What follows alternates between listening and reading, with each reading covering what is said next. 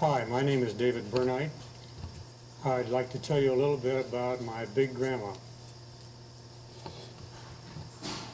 Some of my favorite memories are about Big Grandma.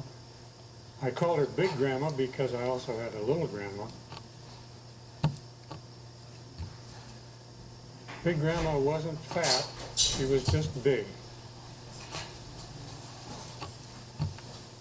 She grew up in Illinois of pioneer settler stock, and she just had big bones and was a big woman.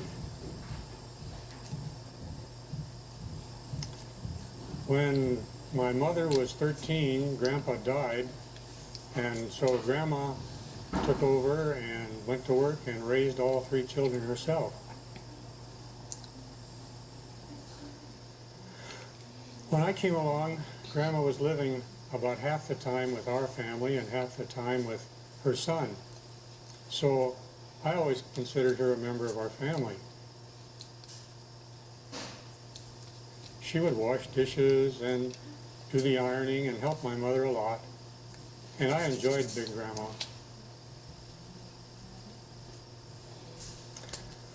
We had a cabin up in the mountains, and we'd go up every June, and Grandma would go with us. And after the sweeping and dusting and bringing down the cobwebs was done, Grandma would go for hikes with me. Now, she was an old lady, but she was a sturdy old lady. She always took along a big walking stick, and she told me that it was to kill rattlesnakes with.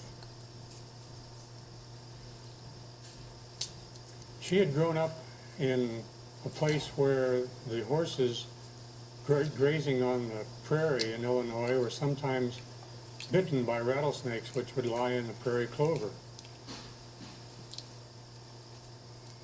And so Grandma hated rattlesnakes, and whenever she would see one, she would kill it. And as a matter of fact, when we'd find one on our hikes on the trail, Grandma would beat its head off with her walking stick.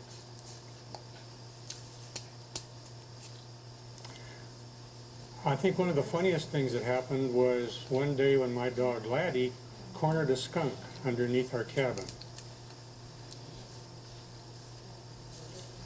Wow, what a smell that was. But Grandma was not even concerned. That was the day we discovered that Grandma had lost her sense of smell.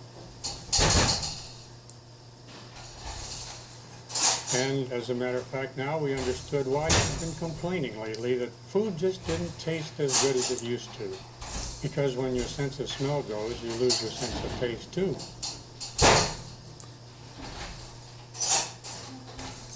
Grandma had been born in 1860, and she told me that when she was 5 years old, her father took her down to the railway crossing to see President Lincoln's funeral train go by.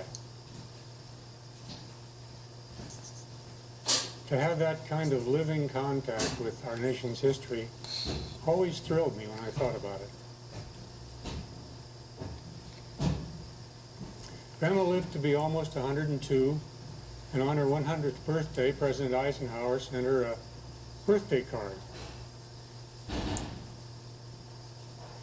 Of course, he sent birthday cards to every 100-year-old person, but we always thought that it was very special because Grandma was very special to us.